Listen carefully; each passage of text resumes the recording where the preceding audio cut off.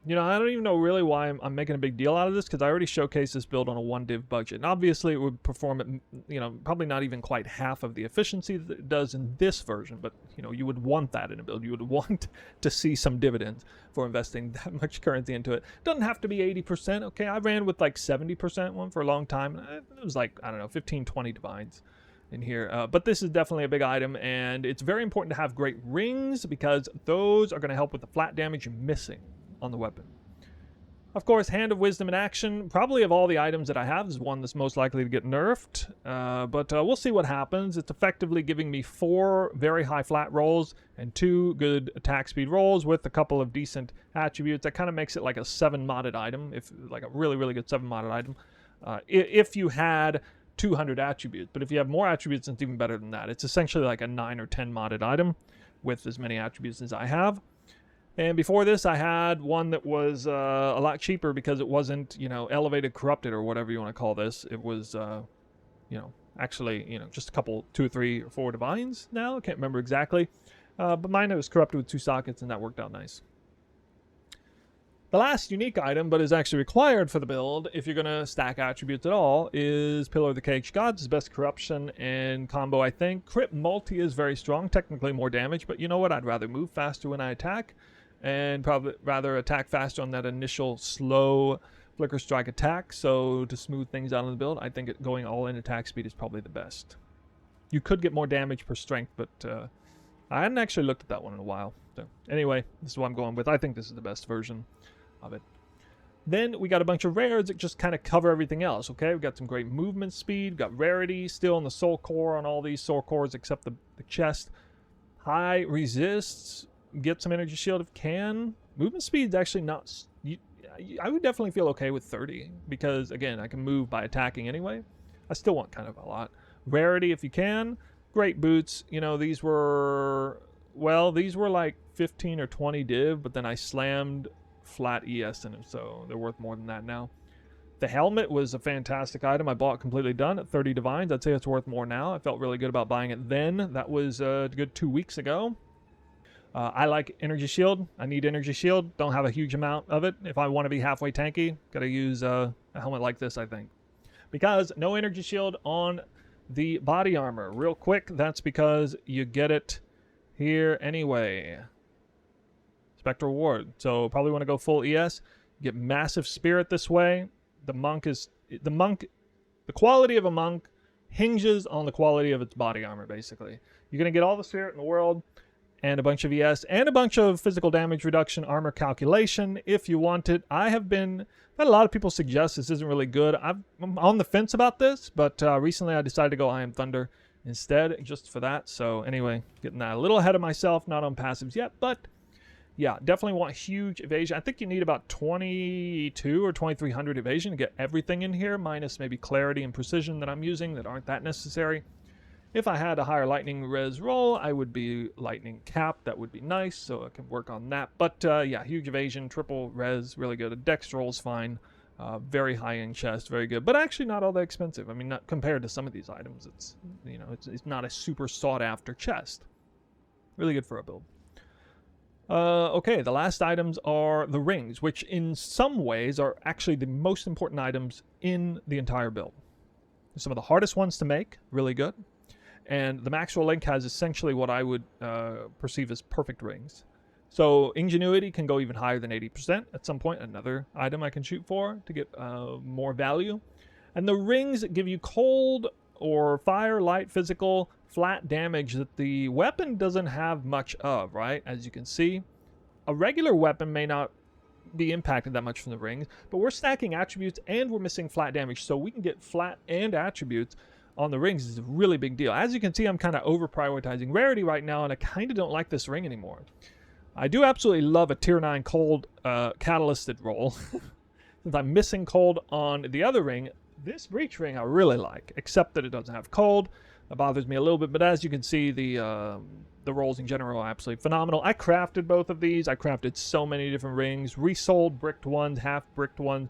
I mean, you just kind of got to exalt chaos a bunch of live searches for the rings work. I really didn't pay that much for them, but obviously they're worth this ring especially is worth a boatload. But anyway, You know, it's hard to try to get upgrades on this. These are definitely the hardest items to copy, I would say, would be the rings, and perhaps the most important ones. So definitely be warned there. I really like how important the rings are, although I don't think Ingenuity Belt in general is a very good unique because it's kind of boring and one note. Yeah. Still going Golden Charm. I've tried using Stun Charm. Freeze Charm's not that necessary. We'll see on the passives. But yeah, we also got Melting Maelstrom. I probably should have went in the order of Astramentus, Melting Maelstrom, Ingenuity, Hand of Wisdom, Pillar of the Cake Shot, in that order of the uniques. This was not super necessary, but it gives you free reign of mana for like a good 5 to 10 seconds, no matter how much you're dunking on your own mana. So yeah. Life Flask doesn't matter that much, but we do make it useful for Energy Shield if Grim Feast isn't working or on bosses. And there was a moment where I almost died on a Citadel boss in the intro, so I was chugging this sucker right then for sure. Level 96 right now. Omen of Amelioration is nice. I'm not too worried about the cost. You know, when you're high rolling this much, it doesn't feel too expensive, even at 60, 70, 80 X a piece. Really helps not to die often. I have died 64 times. I'd say that's a pretty low number for me. That's more evidence of a well-rounded build. When I only die 64 times in like 3 weeks of gameplay, that's something else, okay? That's 7 days played on this character. Just to remind people, my other one, I did re-roll for different campaign bonuses, which I should probably mention. I went for Ailment Threshold, and not Chaos Res, not with Chaos Inoculation, all attributes. Although I got my other monk who's Chaos Res, and so if they nuke Energy Shield or something crazy like that, you know, I got something to fall back on. So that's good. Yeah, all right. So skill gems, I think we're ready for those. This is something that you guys are definitely going to want to pay close attention to. We got all 6 links, and these supports are really powerful. I really like the system of only one type of support in there. You can really refine a build. Here, Quarterstaff Strike. Okay, this to give you some sense of what the damage is. Before PoE comes out, you can kind of sense what my damage is like on this build. 205k out of combat. Okay, I can out of combat also get all these buffs, so it goes up to 290, essentially, with some crit multi. Got, you know, crit multi after power charge, consumption, stuff like that. Tempest Flurry is level 5. Super important. That's how I can actually do this without inspiration or without losing any mana. Okay, only Flicker Strike and killing one mob at a time actually drains my mana in any serious way. Or well, as well as Tempest Bell with crazy cast on crit proc, single target. But only those two things, really. Martial Tempo, Rage. Honestly, I wish Rage didn't have some sort of internal cooldown. That'd be really nice. I'm thinking about dropping Rage Forge support, but I don't really have anything else I should put into it. Minion Pact. Alright, I did a tech video on this. Minion Pact combined with Lingering Illusion, which is down here. That is what is allowing me to get power charges out of combat like this. Persistence support. Very necessary for modes. I actually don't need it, but there's nothing else for me to do with it currently. Alright, Overcharge, because this is not the primary way of shocking, but sometimes I do shock. It does a lot of damage. You could use Electrify, actually. It would be kind of a fun thing to do here. But anyway, I'm using Overcharge. I don't really... I mean, what is Electrify actually going to accomplish with what I'm doing at this point? Practice combo. Yeah. To Electrify Neural Overload would be an interesting 5th and 6th combo. But anyway, I went with that. Tempest Bell is for single target only. I do kind of use it as a homing beacon for Simulacrum that helps draw the monsters and can quickly AoE as they spawn. So it is can be somewhat of a pseudo-defensive thing, almost like a minion in a weird way. Like a homing beacon, I guess is a more accurate way of saying it. But this gets overabundance because, by golly, I can attack this thing quite a few times. Eye of Winter does most of the work here. So that is really good to have. Some speculation that this support gem might get nerfed with Tempest Bell. I don't know. Rage Forge may or may not be really good, but it is 35% more damage when it works. Soul Thief to actually get a little bit of mana return. I want to have Mana Leech on one of these rings. I don't have it, and that would really help smooth it over. Heavy Swing, because physical damage with Soul Thief is going to be good combo. There are obviously more powerful options here, and like I said, I didn't substitute anything in that boss kill that was with these supports. So you can clearly see, you know, I could have subbed in like Rising Tempest, Primal Armament, Close Combat, Concentrated Effect. I could have thrown all that into here and killed the boss and even way faster than I actually did. But I didn't do that because I wanted to show that, you know, well-rounded build, don't even need to change your spec at all, actually. Execute is in here as the final one. CoC Charged Staff has Primal Armament, Rising Tempest, and then all the exposures are here. Which may seem kind of weird to you. I'm kind of throwing away damage supports on Charged Staff, and this is a bad idea earlier on. Charged Staff is probably the most valuable DPS skill for the monk when you are progressing and kind of getting through things, because your other skills don't work quite as well. And so Charged Staff is just kind of the one-hit wonder of a skill. It could do damage and kill things for you. But at this level, its best use, I think, is to kill things anyway, because it just do that much damage. And then single target, it is basically giving me the exposures, really strong exposures. All right, Flicker Strike, we got Perpetual Charge, obviously Close Combat, Magnified Effect. Another tech video came out with recently discovered that Flicker Strike's chaining range is dependent on the AoE. That's why the AoE tag is there. It's the only thing it's there for, apparently. It used to have Concentrated Effect here, and I wasn't getting much chaining with that, especially as I started using Pillar of the Caged God. But, yeah, Magnified Effect, this is the place to put it. Even though it doesn't technically give damage, it gives it chaining range. Momentum does work, is my understanding. I haven't personally tested this, but I've been told by multiple sources that something about a backstep or initial dash on the attack, even though it technically says teleports, that it still works. So I always get asked about this. I think it does, in fact, work. Ambush is an absolutely phenomenal support gem in this case. As I am doing, I mean, just look at this. This almost couldn't even be better. 49.9% crit chance. 100% more crit chance. Well, that's 99.8% crit chance on initial hits with the chaining. Very likely to kill a monster doing that, and likely to blow it up in ice and or lightning. Shocked on death. So the heralds are likely to go off as well.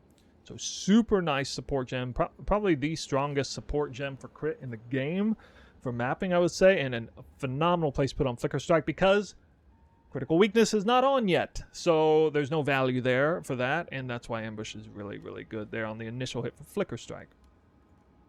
Cast on crit, this is a big link. Okay, it's going to get Sniper's Mark. You would have noticed on, maybe on some bosses, not up that reliable in maps.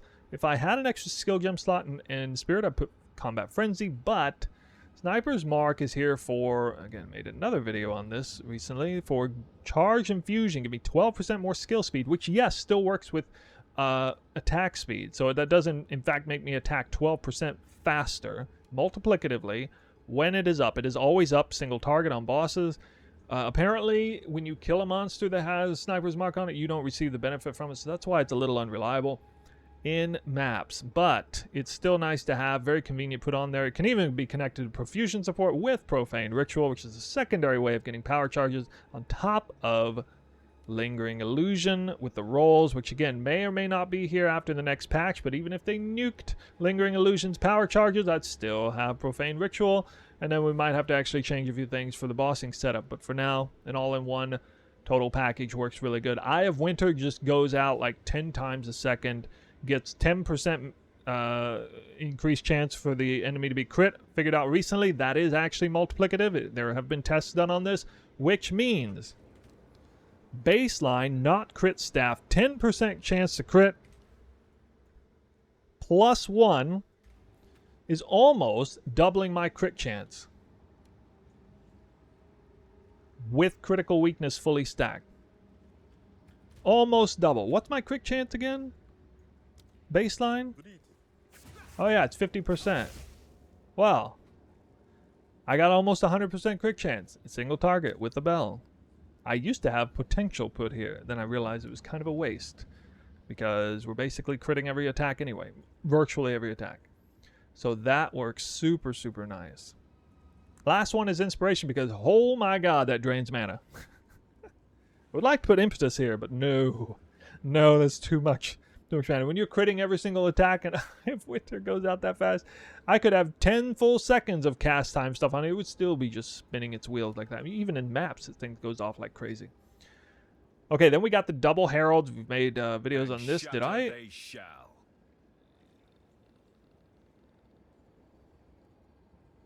Well, I think I did that map showcase without Herald of Ice up. Whoops. That's great. You know what's great about that? Everybody thinks they're going to destroy the Herald of Ice reverse tech chaining off of each other. You just saw me do a breach. Evidently, with no Herald of Ice. Meaning I wasn't double chaining them constantly. Well, that tells you beyond a shadow of a doubt this build's going to be fine.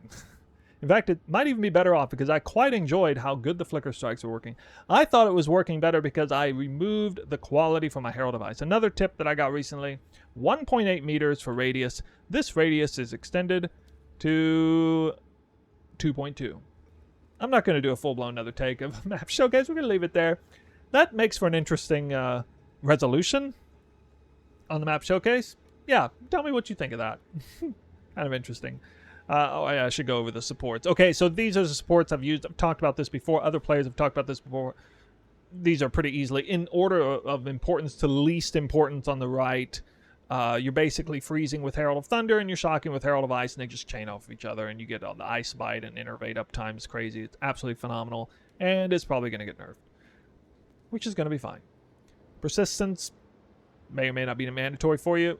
Cost multiplier doesn't. I don't think it means anything though. Of all the things I've had to deal with, game crashes have been the worst one. Just had a crash on the game, so back into it. Grim Feast now. Yeah, this is just crazy. Giving me the overflow, gives me almost 8,000 energy shield in maps, unless it's like a burning ground map. Then, I mean, honestly, I can just kind of handle it anyway. Precision and clarity, honestly, kind of luxury. I don't really need them. Even clarity is not that important. So I could have 26 less spirit, and that would be fine. That would make the mandatory spirit 240 to run this. If I had, let's say, only 210, well, for bosses, I'd definitely drop Grim Feast. Maybe I would drop Charge Infusion anyway. It is giving a lot of crit and a lot of speed, especially single target. Or you could drop Lingering Illusion. It's not worried about power charges and maps. I mean, you got options there. But at this level, you're probably going to have the spirit if you sink hundreds of divines in there. I have been asked about different chests, like the Arbiter chest or whatever. I don't think it's a good idea. I think the Monk hinges on the chest. It's just too much value to go crazy on the evasion. And, yeah, get a whole bunch of energy shield and spirit that way. And maybe effective physical damage reduction. But, yeah. The links are done. That puts us to the passives. Okay, all in crit. All in crit, baby. Crit damage bonus here. Crit here. Gotta take this crit wheel. And for some crazy reason, we get attributes for free. Who would have thought stacking crit meant you stacking attributes anyway? I don't know. I didn't make the game. Getting that nearly crit cap up here. The only points I'm not taking would be Throat Seeker, which I would take if I, it was maybe level 100. Or I'm also thinking, especially for maps, these would be super strong. If you were to be intelligent and swap some things, you would probably do it with some suggestions I made earlier with the support gems on Tempest Bell. And this would also be a great place to do it, get Manifold Method, and maybe if Serrated Ages, and you wouldn't go all this stuff. You'll see at level 100, this is probably going to be where we're going to get our nice bread and butter. Just amazing. This is just going to be absolutely awesome for flicker striking around the map on monsters that have full life. Still using this metamorphosis, so we'll get into the jewels now. There isn't really much else to look at the passive. I guess there are some things to look at on the passive. I just kind of looked over the crit. I do go ahead and still take Essence of the Mountain, go up this way and get a little bit of energy shield. It's nice to get this for movement speed, and so that seems pretty intelligent to do. We used to take Killer Instinct, but now the low life version doesn't work. It's the one sort of bug fix that's been implemented that kind of hurt the build, technically, but almost nothing. Thin Ice, very strong. Heavy Frost doesn't really need it because if we crit, enemies don't have any resistances anyway, but Freeze buildup is nice. I think just in case you're not critting, you just get all that power. All right, up here we got Ingenuity. Patient Barrier, a lot of energy shield. Pretty no-brainer there. Spectral Ward we talked about. I like Slippery Ice and Icebreaker. I feel like people who want to deviate, they're probably going to pull these because these aren't giving you any damage. Oh no. But hey, we want a well-rounded build, all right? We don't need to worry about getting frozen. Virtually never get frozen anyway. And then if I dodge roll, I'm moving 100% action speed on that. And then even if I'm walking over chilled ground, it's like -4 or 6% action speed or something. It's still really, really good. Overflowing power is nice. And another reason to go crit is you're taking these points anyway already. Right? And not to mention these here too. All of these amazing notables. Increased defense. The Herald's getting lightning and cold. This beautiful wheel here with a Metamorphosis gem. Love it. You can pull some of these points, perhaps. Now, for the non-crit version, we have plenty of points to go all the way down here, and this will show on the Maxroll guide, and I get Polymathy and Jack of all Trades. Jack of all Trades is really strong with Astroments. This is like 140% increased damage or something. So, yeah, it would be nice to have. But I think Polymathy is better to anoint.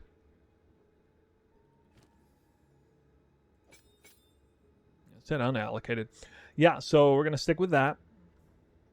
And that's basically everything there. I think that would be a nice segue to the jewels, in which case we'll start with the Megalomaniac. People keep asking me this because the Maxroll guides don't, for whatever reason, populate this. I can't input what it is. Truth be told, there's a lot of different options. There were at least like 20 different things I was searching. I can't remember them off the top of my head, and honestly, I don't want to give them to you guys because, you know, I'd like you to do a little bit of work on your own. Figure out what these are. They're very hard to search. It was a major headache anyway, even the best case scenario. Megalomaniac is probably the single most annoying item to get that's good. But these are phenomenal right here. This is Power Within, which is an extra power charge. Only 4 points away, but I don't really get any value going there, so it's nice to get 20% crit multi and an additional power charge, which is 1 to 22 lightning damage through Charged Staff anyway. And then Storm Charge is very, very strong. That's up 100% of the time. Really good. I do think the absolute best options would probably be Spaghettification. And maybe the number one option in this case would actually be Jack of all Trades. So some really good choices. There's a lot of choices though. A lot of stuff. And again, we're crit. So there's some things in the warrior section of the tree. Stuff that's good. Very nice. We'll move on to another unknown, which would be Against the Darkness. Now, this is a great place to fill out whatever you're missing, okay? Whatever you're missing. So I'm missing fire damage, so my bell would not be ignited and doing extra fire damage, single target, if I'm not doing fire damage. So I want to add fire damage here. It's because I don't have a flat roll on my rings. I don't have a fire roll on my rings, so got to get it somewhere. Fire resistance, I mean, I'm only at 54 without it, so I got to get it somewhere. Kind of hard to fit in all that rarity, all the stats, all the attributes, the crit, you know, all that stuff. And still get res capped, even with some help with corrupting gems or jewels. That took a while to get all these jewels corrupted nicely. Controlled Metamorphosis needs to be probably -5 to all elemental res if you're investing this much. It's not terribly expensive. Corrupted's nice, but large ring, and yeah, you get all those goodies there. The other big one is a Timeless Jewel, and these do change the notables. These are actually kind of good, although I don't really, maybe not worth taking. But all the notables get changed to different things. There really aren't very many good ones, though, I gotta say. What is good is this. So notice I have 2500 ES without it, 3800. That's because I'm getting a huge amount of ES through strength now with that. I got 351 strength. If I got more flat ES somewhere, like let's say, for example, Hand of Wisdom in action gets nuked and we got to wear regular gloves, maybe I go flat damage, maybe I go ES and I'm going to have like 5k ES if I actually get real gloves. So that would be, you know, a silver lining in that case. But yeah, of Varana, the line of Varana is important. The number doesn't actually matter. Doesn't actually matter. Forgot to mention I get Eternal Youth. Probably worth a point, you know, just in case. An emergency. Other jewels would be 1 rage on hit. Okay, you want 1 global rage on hit so you can get some rage on anything, not just Tempest Flurry. And it makes it so it doesn't decay when you're not Tempest Flurrying. Even like Flicker Striking, you can get a little bit of rage over time. So that's good. Skill Effectuation is really nice. That's why my Charged Staff lasts as long as it does. 1 mandatory roll with this setup would be Mana on Kill. So 2% Mana on Kill. Probably don't need 4, but just 2 is good. Max Energy Shield. Energy Shield is additional stun threshold, really good. Even on high delirium, you still get stunned. Magnitude of ailments is nice. Freeze threshold, actually not that important. Got a ton of it anyway. One more, I think. Yes. Okay, right here again, elemental damage, skill effectuation. I think I Val slammed mana regen, which wasn't that crazy on here, but yeah, just same kind of thing, really. I don't have blind, and I used to have a green jewel with chance to blind on hit, which wouldn't be a bad idea, but I decided I'd rather have more ES and more stun threshold, and that's why I went with this. Could drop these 3 points and take crit multi, though. Might actually be smarter. I don't know. I'll think about it. Yeah, I'll think about it. I don't know. If I have a 100% crit chance, it might be a good idea. Do that. I don't know. We have interesting choices. All right, so that's it for the jewels, and that's it for the build, because there's nothing else to talk about. I don't have a path of building. We'll just take it down to the Maxroll real quick. All right, we got a Maxroll link right here. This is what it looks like on my end. It probably looks something like this on your end. You can go to the passive tree and see everything is here. Basically a 1-for-1 on the build that I'm doing. There's basically nothing that's changed. You got the 4 points in here. This assumes you're level 100. No weapon swap stuff. I haven't figured out anything that's worth weapon swapping, and the big reason why is because that weapon swap speed delay is utterly crippling. Once you get to a place where you're moving and attacking at a certain speed, you don't want to face that delay. Just almost nothing that seems worth it. But I am open ears if somebody has a great idea. I did use it for curse tech on Hand of Chayula at one time, but yeah, I can't really see a good reason to use it currently. It just seems kind of it's a little gimmicky and worth it on its face, but when you actually implement it and practically, it just feels bad because of that delay on the weapon swap. So not doing that. We also have skills here, and you can see there are different. This is the 8th version. All the skills should match what I'm doing. If there's something to change, it will be here, and this may all change tomorrow. Who knows? And then we also got equipment here, and this is going to be basically identical. I may need to import my own amulet that'll actually allow me to have an anoint on there, so I'll try to do that.